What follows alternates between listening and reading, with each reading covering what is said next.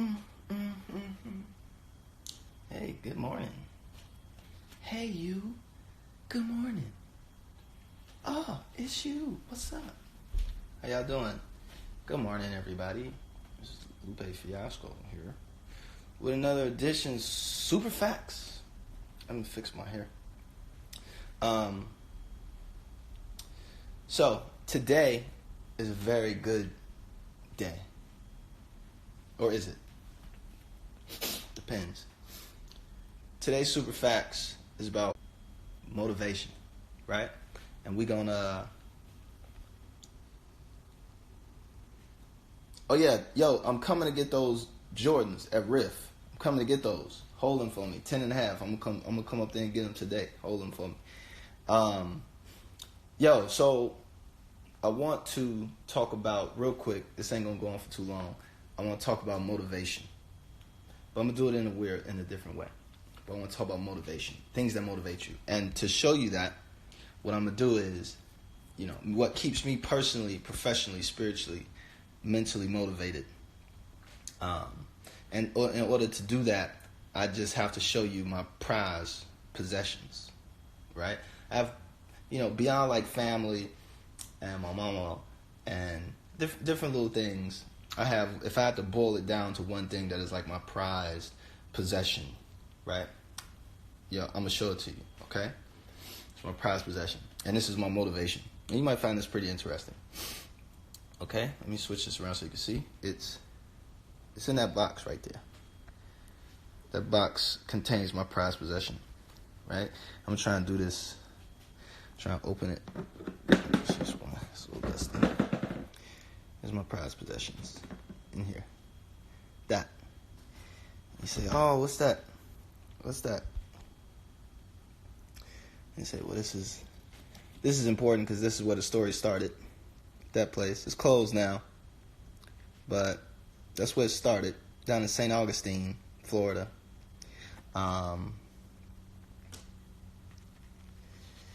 These books are from different Nigerian primitive currency values, Nigerian currencies, like that. This book right here, The Perfect Form on Track of African Tribal Currency. Yeah. And then all of these. So just baggies. Move those out the way. It's actually a list of things that I needed to do. But that.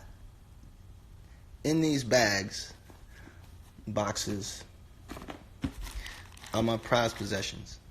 And they're my motivations. I keep one of these with me everywhere I go. And what's in these bags, you may ask? First, let me tell you a story. So we was on tour. This is years ago.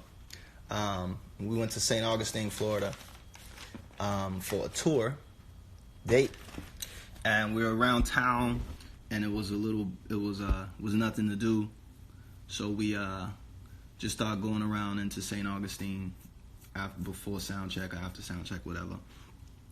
And we actually went a couple places. We went to a gun show. It's pretty cool. Bought some magazines.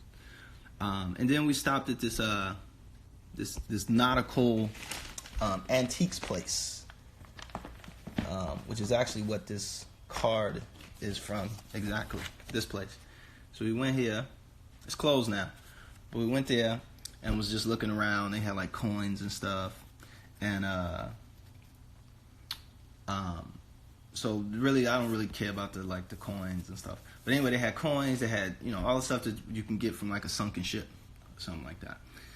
And then I looked over in on one of the shelves, and they had like a little. Oh, I think it was like a seashell bowl. Like them the big seashells. They had like the seashell, and they was using it as like a bowl. And then in the bowl, it had a piece of paper. Had a piece of paper. On the piece of paper was written, and it had these little metal things that looked like bracelets. And on the piece of paper it said slave tokens. I was like, what are slave tokens, right? And And so I was like, what I asked the dude behind the counter, I was like, yo, what are these? And he was like, oh, those are, he's like, oh, that's the money that was used during the slave trade to buy slaves, that the Europeans used to buy slaves from the Africans. Not in that direct language, but that was the response. And I was like, what? Mind blown. Mind blew up. And so I went and I bought, I was, trying to deal with it. He had like maybe 3 or 4. So actually I got the original one right here. I'll show you. This is the one I bought, actually. Yeah, I think this is it. Yeah. So the guy, I bought all of them. Put them in this manila envelope like this. And I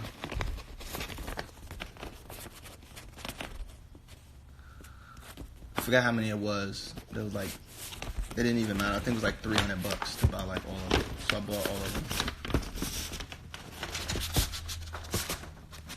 them. Right? And this was like the certificate of authenticity that it came with. Right? But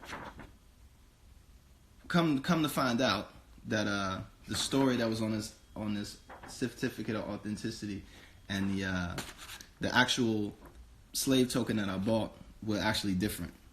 The slave token that I bought was actually it was a real slave token, but it wasn't what this purported it to be. And I'll tell you what this is later.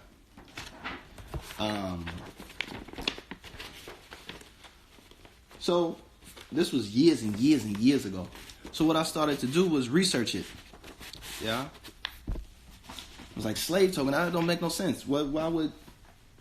First of all, how would Europeans be buying slaves from Africans when, they could just kidnap us and, they kidnap us? Like, ain't that what happened? Then they come through and just like take us. And it was like, well, you just start doing the research and you start to see like, nah, not really. Some of y'all were kidnapped. Some of y'all were. This is me talking to myself. That the part with the antique shop is over. But anyway, the dude was like, talking to myself. It was like, nah, doing the research. The research starts to tell you like, nah. Some of y'all were kidnapped. Some of y'all were prisoners of war. Some of y'all were convicted criminals. Some of y'all were just like wrong place, wrong time.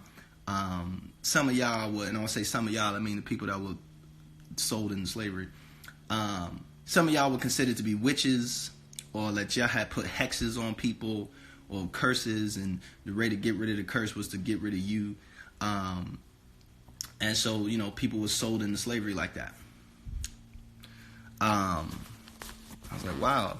But I was like, what does the selling part come into it? And it was like, well, there was a trade, and sometimes they traded weapons, just the general stuff that we know now, like weapons and, if you had a nice hat, whatever it was, right?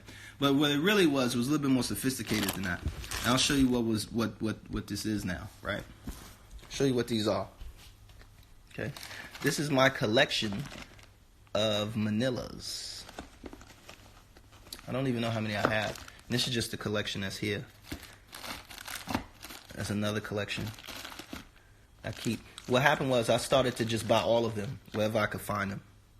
I would travel to different places, and whenever I would find them, I would find them in the Caribbean, in different places. I would find them on eBay, from dealers and different collectors, and I just started to buy all of them, and they come in all nice shapes and sizes. Right? This is I want to say this is British. That's British. I think this is also British. I got a chart that lays them all out. Look at that big, thick, heavy one right there. Yeah, that's one. There's another one. Big old heavy piece. Now, as I pull these out, these were all circulated, meaning that these were all used in the slave trade to buy slaves. So, this is probably used to buy, especially the British ones, because they were late. maybe a lot of this went to Brazil because Brazil was the latest. Brazil didn't abolish slavery until like the 1890s, and the illegal slave trade was still going on. So I'm not going to get into the history of how all that worked. But these were used in Africa for hundreds of years, maybe thousands, amongst other currencies. This is French. This is called a popo. So you could tell the difference between the French ones and the British ones, just in their shape. And this corresponded to like the different preferences with different tribes or different kingdoms who had a different, and then of course the different makers. So this was made in France. This was made in Britain. You can see the difference because they were probably trading in different areas along the slave coast with different folks. And you can see like the different shapes and the different designs. And actually this shape graduates over time until you get to, and you can see like the difference in weight. So you see like this one's like you see like this one is like small. See that one's small? This one's like a little bigger. It's like much bigger. And this one is like even super bigger, right? Like a big fat daddy. And what started to happen was over time,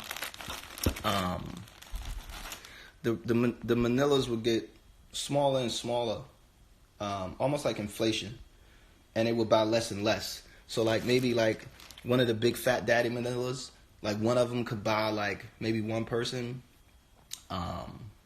You know, the little small ones, it might take like 8 to buy a person, so you need like 8 of the small ones to buy a person. And then they range in different sizes. Like they had huge ones. Like this is a good way to kind of tell the different sizes of the manillas. So see like this book here. Like see that book?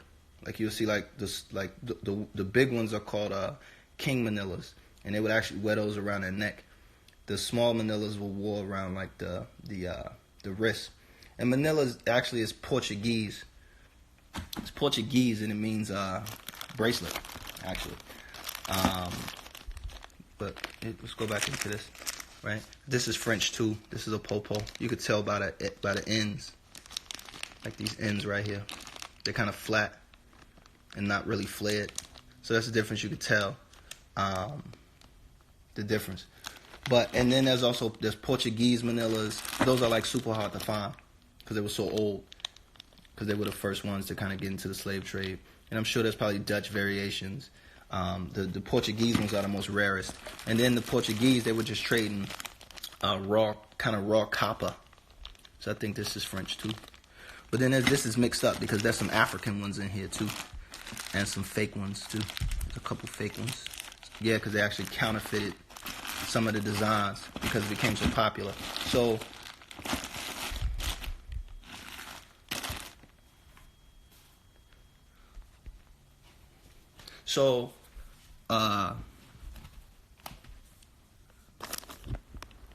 this became, the Manila became the standard unit of currency for the slave trade. So if you were a European and you wanted to go down to Africa, East Coast or West Coast, I don't know if they were this was really accepted on the East Coast of Africa, but it might have been a different. I haven't studied the East Coast African slave trade yet, getting into that. But on the West Coast, this became the standard unit currency. So if you were a European and you wanted to go trade and buy slaves, you would get some of these, and these were made in Europe. So this was made in Britain. This wasn't made in Africa, even though it was an African currency. It was actually made in Europe. You would get a bunch of these, and then you would go down and your other stuff to chains and stuff like that. And you would go down to Africa. You'll get to one of the slave coasts that had the slave kingdoms and with the slave castles and the whole stuff, and then you would like trade, right? And there was a story about how the markets would look. They would have like ropes, and then see how these are, like they had you could like hang them upside down. They would like hang them on a rope, and have like a stick, and then as the people would walk up, they would like move them down the rope, and so you could have like a bunch, and that's how they would count them out. And then when they were done like trading, then they would take the people. you know about the inspection process and all that. But this became the standard unit of currency. So there was like people would test them to make sure that they had the right amount of copper. Like, you can hit it and it would ring in a certain way, and you're like, oh, this is fake, or this isn't really the quality that I want. And they were really kind of discerning about what type of manila that they would accept. This is a little jumble because these manillas are from different eras, so different points in the slave trade. So this may cover maybe 200 years, 300 years of the slave trade in Africa, right? So this was the mind bender. You had something that was made in Europe, something that started in Africa. It was a traditional African currency that the Europeans learned about, and the way they learned about it was as they were going down trading, they would see like people walking around with these on their wrists, well-to-do folks, and they would say, what is that? And they would say, oh, that's our money. Right, because they just thought it was like decoration for bracelets, and it was like, nah, this is our money. This is how we kind of show our money, and it was mostly worn by women to show the wealth of their husbands.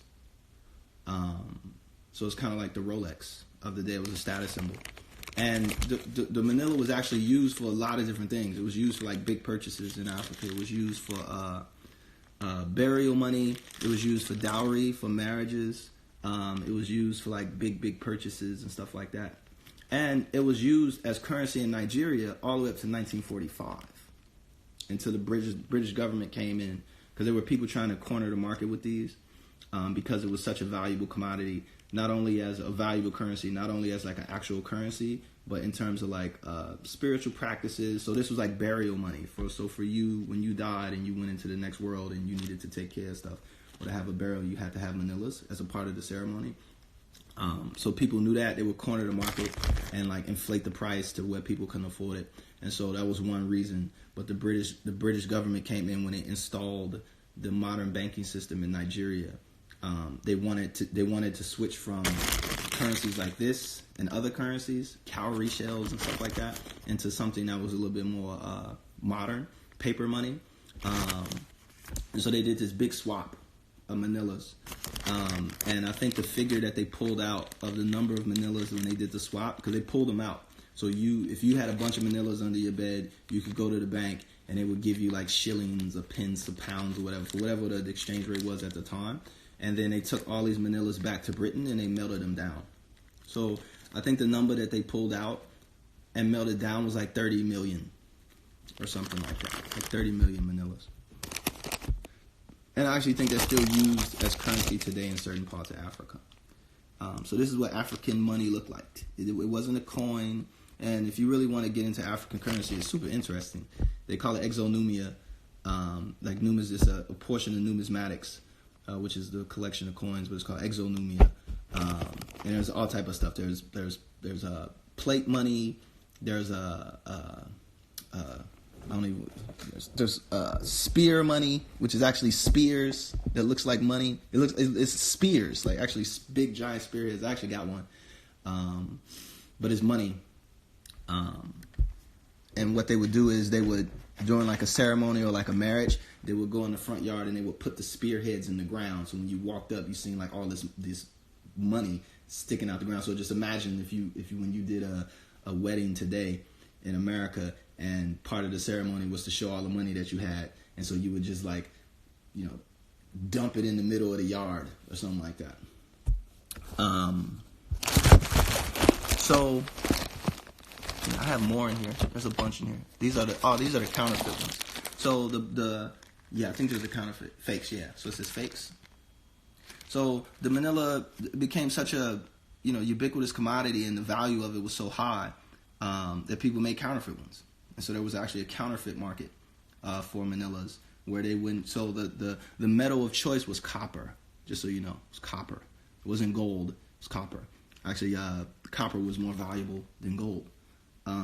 So the metal of choice was copper. So you had people who would make them out of lead and make them out of pig iron or whatever, because it was really just the shape or whatever the consistency was. But these are like fakes. So you had to have kind of like some discernment because you don't want somebody giving you like fake manillas for like some slaves, right? Or some people, because you would lose out.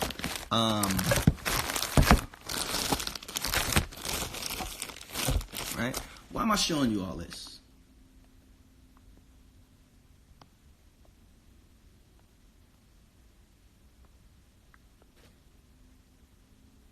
Right? For me, it's motivation. Remember, that's what the super facts is about. It's about motivation. It's about recognizing that your history isn't as fixed or as clear as you thought it was, and that your place in the world isn't as clear or fixed as it was made out to be. I mean, we learned the slave trade from people who didn't know nothing about the slave trade, whether they were black or white, right? We didn't really understand the characteristics or the mechanisms or the operations or the pieces and parts of it. We just went off of our own feels or what people told us. And no disrespect to those folks in the 60s and the 70s, but who kind of pushed this narrative that it was white people came and got us. And we were weak because we couldn't defend ourselves. You know, it's bullshit. Right? Nobody came and got us. Your neighbor would set you up and sell you into slavery. If you lost your court case, your punishment was slavery. If you got convicted of witchcraft, or you were assumed to be like a magician or a dark witch, you got sold into slavery. Some of it was just pure greed and raw economics, where you were just valued. You know, one of these will buy you, and actually, this actually bought somebody. Actually, everything in this box bought somebody. That's why I said it was circulated. Circulated meaning that they actually went through the transaction of purchasing a person. And that person is probably you, your grandmother, or your grandfather, or your great-great-great-great-great, or your great-great-great at this point. Because this is the British side of it was 1800s-esque, somewhere around that. Before that, it was the French and the Dutch.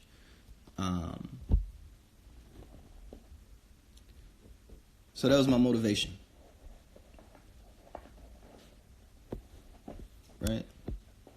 Learning about this, studying it, understanding it, recognizing my place in it, and what really went down. And so how did that relate to today? There was a news story that came out about now that the migrants are returning back from Libya, getting kind of emancipated from these slavery camps and these detention centers. The stories that they're telling are that the people that, you know, some of the people that sold them into slavery were their fellow Nigerians. Either the ones that were the traffickers who they paid to guide them on the journey to get them to Europe. Once they got to Libya or they got outside of Nigeria or whatever, then the story flipped and they kidnapped them and charged them ransom. Or when they got to Libya, there was dudes there kind of waiting for them, and they took advantage of them, and they knew that they were Nigerian because they were speaking like local dialects of Nigerian languages on the phones and stuff like that. And that just came out today, and you're gonna start hearing more and more stories of that, because it's not as straightforward as it may seem. The same way that this right here wasn't as straightforward as it seemed. Right? So I use this as motivation, but I didn't just stop there. Not these, because these actually make me really sad to hold what you were worth and what your value was. So what I did is I took, actually not these, because these were circulated. I actually got my hands on some manillas that were uncirculated. It's these right here. And these are very special manillas. They're British. And these are really rare. These are really hard to find because they're they're actually from a slave ship.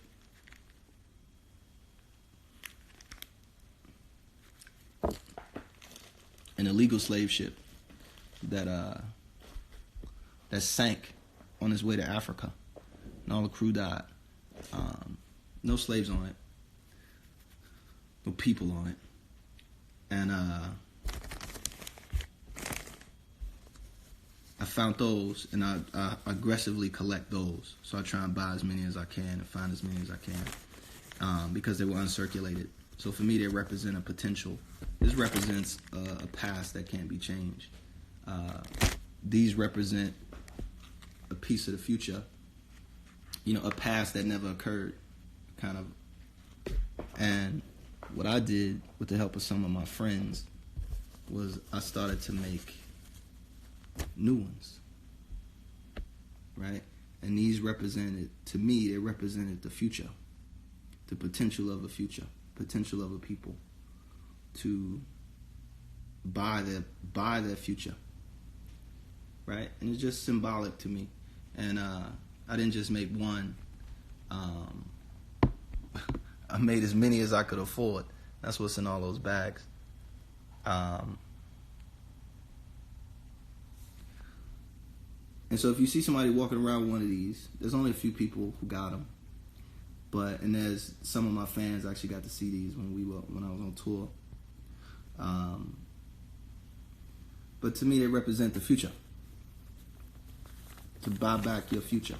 To buy the trajectory of your future.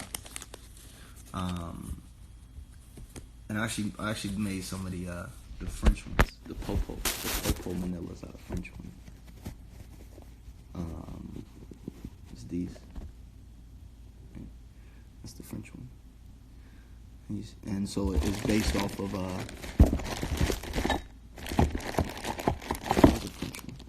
yeah, it's based off like that.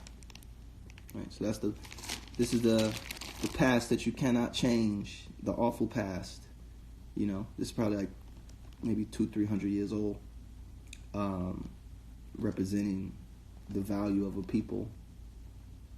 Representing the complicity of your brother, or as they said in the news article, no brothers in the jungle, which I'm cool with. Fuck y'all. But this represents a past that can't be changed. Horrific. It's actually bought a person, potentially. Hard to trace and understand the history, but it's just assumed. And then that's the future. Right? Taking control of it. Making it nice and shiny and bright. And these are my motivations, right?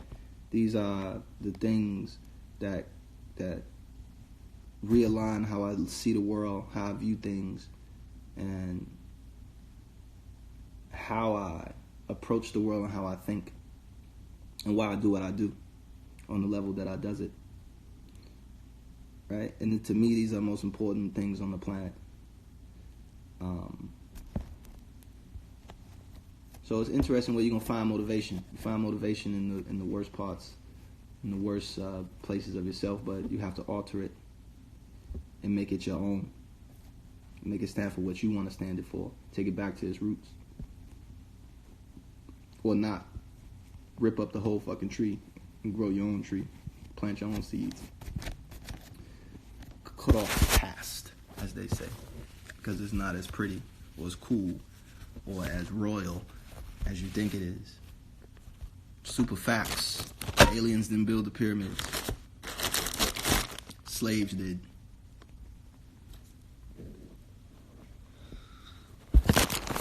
Rich white men didn't build America. Slaves did. Genius generals and epic warfare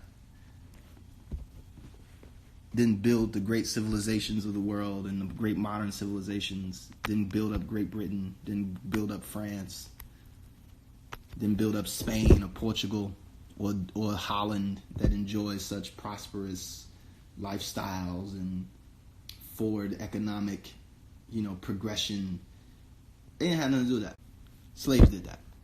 So take pride in that you, if I'm talking to people from the diaspora being all of South America, all of it, all of the Caribbean, all of it, all of Central America, all of it, because it was all colonial slave stuff. Unless you're pure blood Indian, which most of you are not.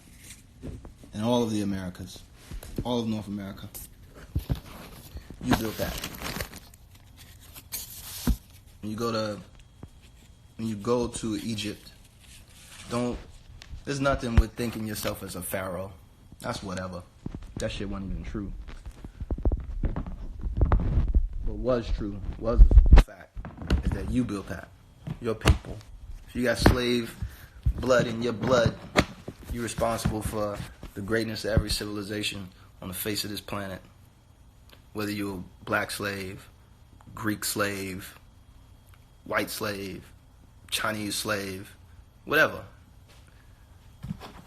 You are the hand that built the world. Something powerful in that. So that's my motivation. You feel me? Abolition. No person is a slave. That was today's edition of Super Facts. I'll leave it up so y'all can check it out. Alright? Peace. And much love to you.